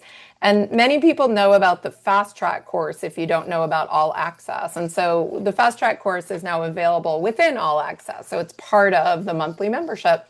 And the Fast Track course is we're consistently getting awesome feedback from therapists who are finding that it's really a fast and efficient way to learn the TEAM-CBT model. And you meet weekly for live online practice groups, and then you also have access to content asynchronously and do some home study work. And I won't go through this slide, but as you can see, you learn lots and lots of tools in the Fast Track course and in the All Access membership. And so we have the little barcode, I think that's what it's called, at the bottom of the screen if you're interested in learning more about CBT All Access. And then let me have David tell you a little bit about the Feeling Great app, and then we can go back and do some Q&A. Well, for the last 40 years or more, I've a good 50,000 mental health professionals have attended my training programs throughout the United States and Canada, 2-day workshops, 4-day intensives, that type of thing.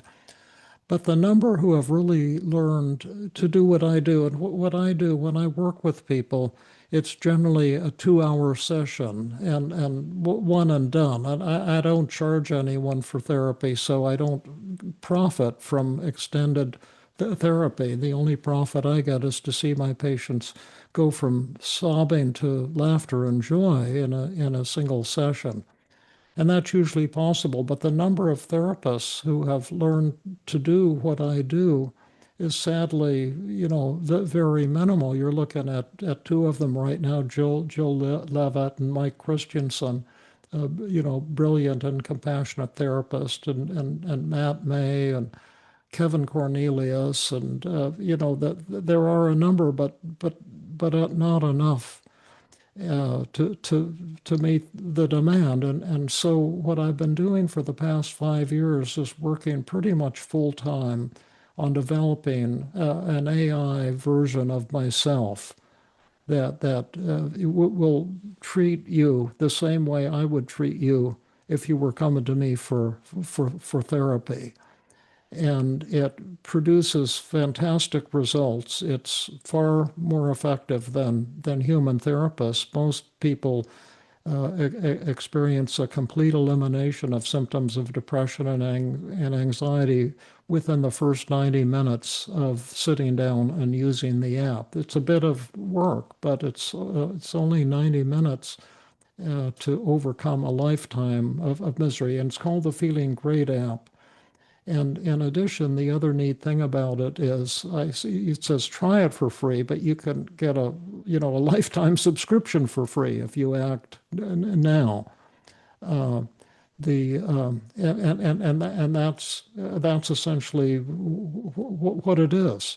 And if you get it and try it out, tell us, if you like it and what you like and don't like and that type of thing. We had hoped to go worldwide, but we're a very small team with limited resources. And, the day hasn't come yet when we can offer it all over the world. We wish we could, but that's what it is. And I might say that the patients have ignored us for the most part. People have not clamored to the Feeling Great app. Those who use it swear by it and say it's fantastic. They've learned more in an hour and a half than in years of therapy. But they're pretty much ignoring us. And then therapists are pretty much ignoring us too. Therapists feel threatened by what we're doing, and that demoralizes me. It angers and frustrates me, because if you're a therapist, all you'd have to do is start telling your patients to use the Feeling Great app between sessions, and then you'll have me as a co-therapist getting them better really rapidly. Of course, if you're looking for the buck and you don't want your patients to get better rapidly, then I would strongly encourage you to keep shunning us.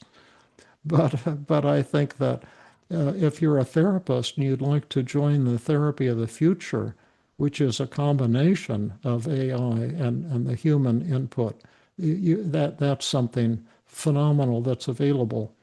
But don't shun us for too long, because our money's running out. We don't have infinite resources, and the day may come soon. I feel what we've developed is the greatest breakthrough in the history of psychiatry and psychology in the past 50 years at least. But it's fragile. It's like a beautiful plant, but it needs nourishment, and it's not getting it right now. And so it may die and be lost. But anyway, that's what it is. And if you want, you can check it out today and try it out today and see what you think.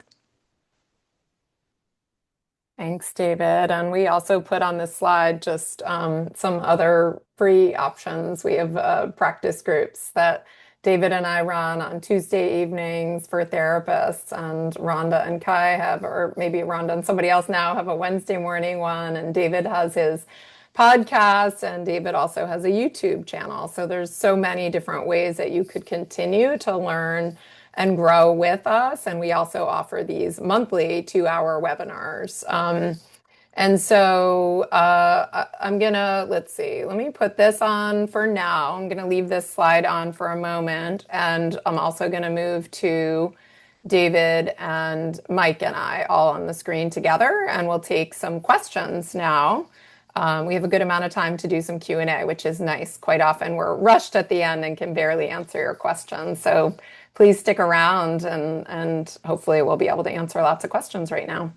Right, there's a ton of questions, and so we won't get to them all. So appreciate everyone sending them in, even if we don't get to them. We've tried to capture some of the themes that are there. Right at the top, some are having a tough time understanding the difference between column 1 and column 2 on the triple paradox. It's hard to wrap their mind around. Can we do a quick review on that? Well, I'll make a quick answer, then let Jill give an intelligent answer. But column 1 is all the advantages of procrastination, and column 2 is all the disadvantages of giving up your procrastination. Like when I gave up my procrastination on filing, then I had to do all of this filing. Can you imagine having 17 piles, a foot and a half thick of unfiled papers that have to get filed? That when you give up your procrastination, that you're in an entirely new world, and it can involve anxiety and a lot of effort and a change in your lifestyle. And the middle column means learning to be honest with yourself instead of bullshitting yourself the way all human beings do at every moment of every day. In other words, you're procrastinating because you love procrastinating. Face it, list all the advantages, and you don't want to give it up because it sucks to give up procrastination. And list all of those in the middle column. That I don't know how to be any clearer about it, except that people are so used to being, hand fed and try this and try that, and this is the opposite. This is looking at all the reasons not to change, as is the third column. And I'll just give a personal example that maybe will resonate so you can see how different column 1 and 2 could be. So let's imagine that one was procrastinating on exercise, right? Maybe they have the goal of doing, push-ups and sit-ups at night for 5 minutes even, right? Or for 10 minutes or something like that. Well, the advantages of procrastination would be something like I can watch TV instead. I can spend more time with my Doritos. kids. I can eat Doritos, exactly. I can bake cookies. I can relax. I can rest. I can snuggle with my cats. I mean, all the awesome things I could do with that time.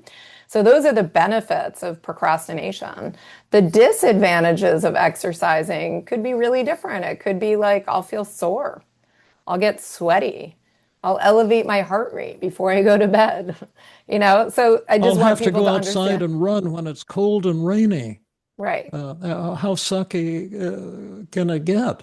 Yeah. So they're both going to make me want to keep procrastinating, but in different ways to avoid the bad or to move toward the good, right? And they're Yeah, but they have different feels to them and they're worth exploring differently, not collapsing into one column. yeah, right. Well, one thing I found helpful to wrap my mind around it is thinking about what is it that I'm doing when I'm procrastinating instead of the task, right? Yeah. So if I want to do my taxes on Saturday morning at 7 a.m., I'll clean toilets instead. And so it's the advantages of cleaning toilets, and then the disadvantages of doing my taxes. And I like to frame it as it's the advantages of doing my drug of choice, which is anything but. And they can be wonderful things. And so sometimes that can help us Yes. wrap our mind around it. I Um, love that. a few But people ask, essentially, what we're asking you is to tune in to how yeah, motivated you are not to stop procrastinating. exactly. That's Don't what do anything but. we're trying to get you to do, to be honest with yourself. A number of people ask questions about, emotional, like overwhelm by the task. Somebody said, "What if I feel overwhelmed by the task, which seems to be beyond my knowledge, competency, skills, and such as my income tax?" Is there times at which we address sort of the mood aspect of things, in addition to addressing the kind of motivational aspect of things? Well, you can do. I'll give a quick answer. You can deal with that at the empathy phase. Remember, all we're doing is the A and the M of the TEAM methods, and you want to do the testing first and empathize with the person, and let them vent how overwhelmed they are, and find out if that's something they want help with, or do they mainly just want to be telling you about how they feel. Of course, once if they want to follow this procedure, there's nothing to be overwhelmed by, because the 5 steps of getting started are all things that can be done in 10 or 15 seconds. Right. And then, but as David says, there are other models for helping people. So if what a patient is looking for is help with being less overwhelmed about X, Y, or Z, then yes, we have methods that are helpful for mood and anxiety symptoms, right? The daily mood log and lots of cognitive therapy methods. So again, if we kind of understood that, did you want my help in getting started, or did you want my help in feeling better about the mountain of paperwork that you have? Well, I have tools to help you to feel better as you are right now, or I have tools to help you get started regardless of how you're feeling, right? And so I think we can be really crisp and clear about what it is the patient wants help with, and then we have different methods to help patients with different kinds of problems. Great answer, Jill. I love that.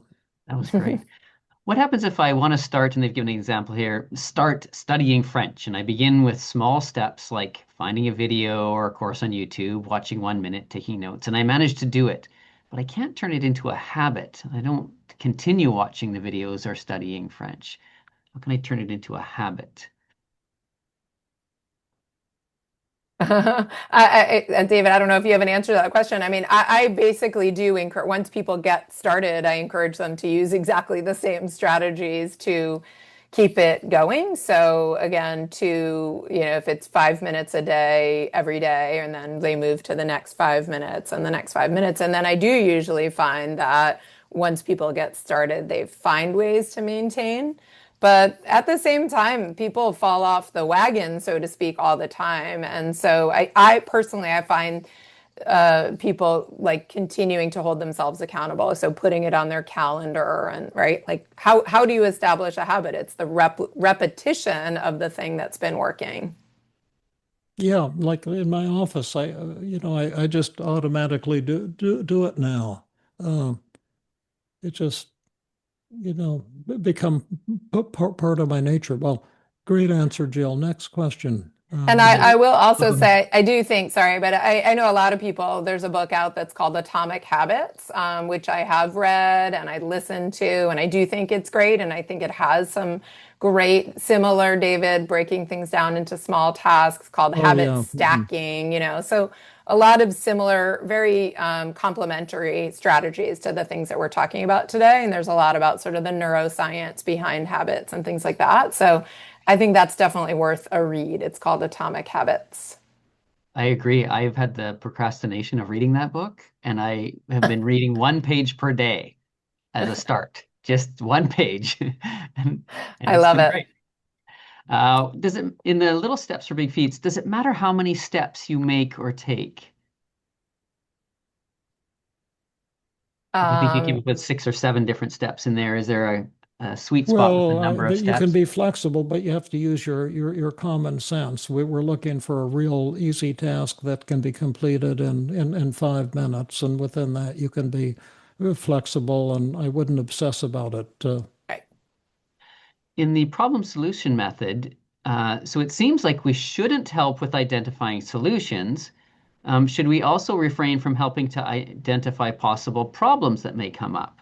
No, you can help with possible problems. You can, suggest the kinds of things to kind of prime the pump so they can think of the things that are going to come up for them. That's a great question, by the way. I love that question because, yeah, we can come up with problems. We just don't want to come up with solutions. And if the patient says, I don't think there will be any problems, well, obviously they're kind of not being honest with themselves. So then we do need to prime the pump, as David said. Yes, and often I'll come up with problems to their solution to take it to another level, That's clever. going deeper, because sometimes the solutions might not be as strong. But so I think Yeah, that's great. yeah. Um, Right, like the person who did in the chat box said, I'll put a sign on the door to keep my kids out. Well, like, what if your kids open the door anyway? Right? exactly. So I like that idea. And I think you addressed this, but it may be worth revisiting. What happens if they can't come up with a solution or are totally stuck in the problem solution method? What do we do? Well, my quick answer to that, and Jill will give something much more sophisticated, then I say that's probably insoluble and we shouldn't be. I see now why you're procrastinating, and perhaps we should work on something else instead. You sit with open Yeah. hands, Columbo. You act helpless. I don't have anything better to add. How about you, Mike? No, that's great. Um, what do you mean when you say stay at open hands? What does open hands mean? Well, when the Buddha, when you see pictures of the Buddha, he's like kind of sitting with open hands, and I've asked myself, in a meditative position, and I've asked myself, well, what does that mean? What is he trying to say? And I just made up my own bullshit about it, and call it sitting with open hands. And what it means is he's saying, if you're looking for enlightenment, and this is the same message that we have, then come to me. We've got a lot of methods here that I can get you to enlightenment Very quickly, perhaps, like in a matter of minutes rather than a matter of years or decades of meditation. But on the other hand, my open hands mean that if you don't want, what I'm offering, I can let go of you. I don't need to help you to satisfy my own ego. And I can remember once when I was jogging and thinking, well, what if I have a patient with, say, a hoarder who doesn't want help with the hoarding? And then it occurred to me to say, well, God bless you. You've probably got you're saving things that mean a tremendous amount to you, and the rest of us are throwing them away. And so, that's beautiful what you're doing. Is there anything you want my help with? And it was such a relief to realize that I'm not obligated to evangelize and walk around the neighborhood finding people to help. People are obligated to come to me and persuade me to work with them. And that's the whole key to TEAM-CBT. And that was a huge transition in my career, which happened around the year 1984 when I began the transition from giving up trying to help people and instead working with people, making them accountable. And it was an absolute transformation, not only of my clinical work, but of my personal life as well, because it just eliminated so much frustration and angst that I had been struggling with since the early days of my clinical work, thinking that I had to help everybody and persuade everyone that I could help them. And to be clear, too, I love everything you're saying, David, because patients do come to us asking for help. But sometimes the most respectful thing is this, what we call paradoxical agenda setting or assessment of resistance. It's highlighting it like in the triple paradox, all the good reasons not to change. And then it's kind of highlighting their ambivalence, right? The part of them, of course, part of them wants help. That's why they're here and they're willing to pay to get some help, but there's part of them that really doesn't. And there are some good reasons to stay the same. And it feels very hard for me sometimes to see a patient who's really suffering or struggling and to still recognize that the reasons to stay the same are more powerful than their reasons to change. And so if that's the case, sitting with open hands means saying, I'm not going to, for me, it means I'm not going to help you against your will. Yeah. I saw somebody put a chat in. How do I tell how do my patients find the Feeling Good app? Well, you can go online and go to feelinggoodapp.com, and there's a website there where you can download it for free. That's another question here. Are the anti-procrastination techniques available in the Feeling Great app? Are they included in there? That I can't recall right now. Our first module is on depression and anxiety. And if we can find a business model, we have drafts of that we've created in the past, the devil's advocate technique, and a lot of those things we can easily add onto the app. But right now, our goal is not adding new modules to the app, but seeing if we can survive with what we've got. And the answer to that is probably not. I'll throw in a little side promo here. When David wrote his recent book, Feeling Great, which I highly recommend, I really advocated for him to include a chapter on habits and addictions, and he wrote it. And unfortunately, there wasn't enough space in the book, but he offers it now for free. All you have to do is go to his website, scroll down to the bottom of the homepage, and just give him your email address, and he'll send you that chapter for free. And a lot of these techniques and You'll tools are actually in there. get two Yeah. chapters on habits Two and chapters. addictions. Yeah. Yeah. Thank you, Mike. Mm-hmm. Yeah, and I brought us back to this slide because when people were asking Yeah. about the app, that's here. So if you're a therapist looking to get more training, there's CBT All Access. If you're looking for support as a patient, there's Feeling Good Institute. And if you're looking to try the app for free or to have your patients try the app for free, we've got that on this slide too. So I just put this back up again.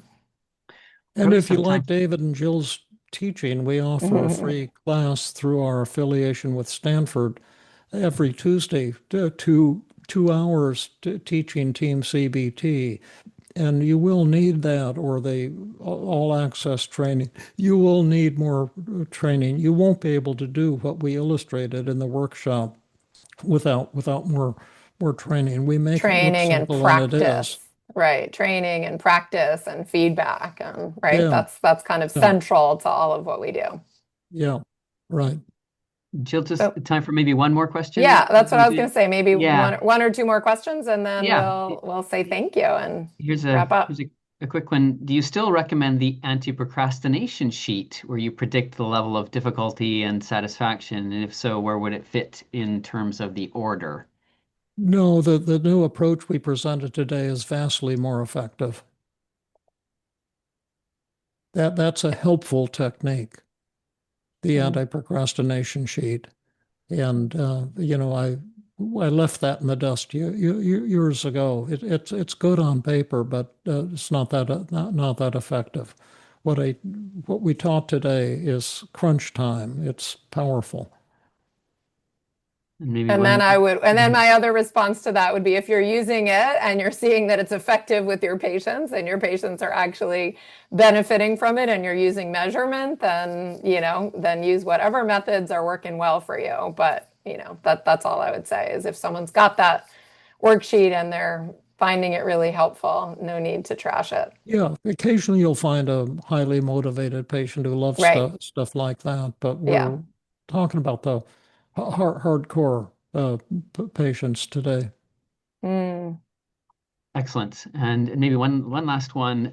Somebody said, I like and understand the concept of the blue plate special, but can you say more about the phrase, you're not entitled to motivation?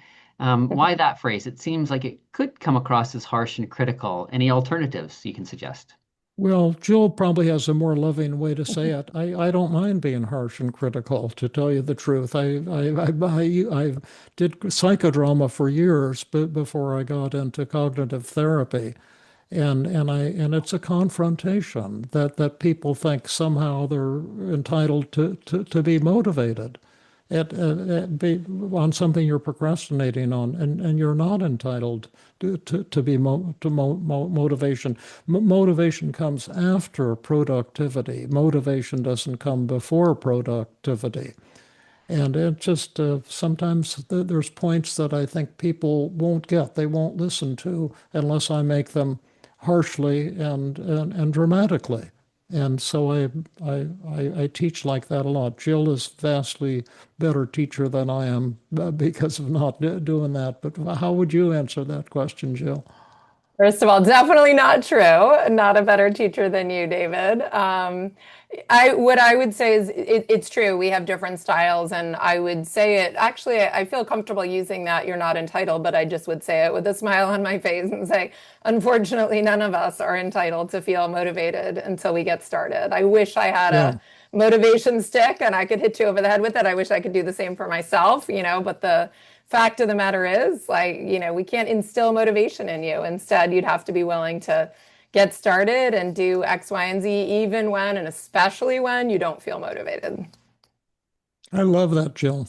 But again, David, what I would say is these are all techniques that every therapist needs to find your voice, right? If you Yeah, try to say something with David's voice and it comes out sarcastic or snarky or, that's not going to work for you. So you need to find your voice. And these are all kind of methods and almost metaphors for how to work with patients. right. That with practice, I think you'll be able to, master. And I would just So add that in the context of a highly trusting, when you've done, skilled empathy, the the clients and patients, they actually, I think it's a deeper empathy too. You're showing them respect by treating them with the opportunity to tell you what they really want, rather than trying to coddle them and you know move them along. That's almost more disrespectful in my book. So I can be fairly aggressive as well, but they like it when you've right. established that relationship. They appreciate it, Yeah. that Holding honesty. people accountable, right? Yeah. Absolutely. Yeah. And so I'll put this slide back up here again, just to remind you as therapists that you will get, if you were present and you paid for your CEs, you'll get your survey within about 24 hours via email. Just make sure that you complete it by end of day tomorrow so that you get your certificate. If you have any questions, please look at the email at the bottom of this slide for therapists and CE credit. And then I just want to say that we're so glad that you were here with us today, whether you joined us as a therapist or a member of the general public and you're exploring ways to feel better or learn these skills. It was really a pleasure to have a chance to interact with everyone today. And I also want to say a huge thank you to you, David, our kind of mentor and guru, for teaching us all of these tools and techniques and sharing them with us and joining us today and leading us today. And also a huge thank you to Mike, who always does an amazing job of helping us facilitate these workshops so that we can connect with the audience while also focusing on the work. Go ahead, David. And I want to thank you, Mike, and you, Jill, and also you in the audience. I think our registrations for this workshop were up around 2,000 or more. We don't have the final count at the moment, but we very much appreciate your loyalty to the teachings that we're offering, and we're planning to be offering a lot more really cool, free and some paid workshops throughout the rest of this year. And I might say that Jill has created this new video option that you're presenting today with crisp, beautiful video. So those of you who request a video, which is still free, I think we're going to have to start charging 35 bucks or something for the video, but right now it's still free.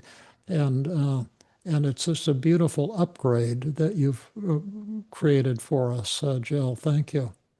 Thank you. Thanks, Thanks, everybody. everyone. We'll see you next time. Take care.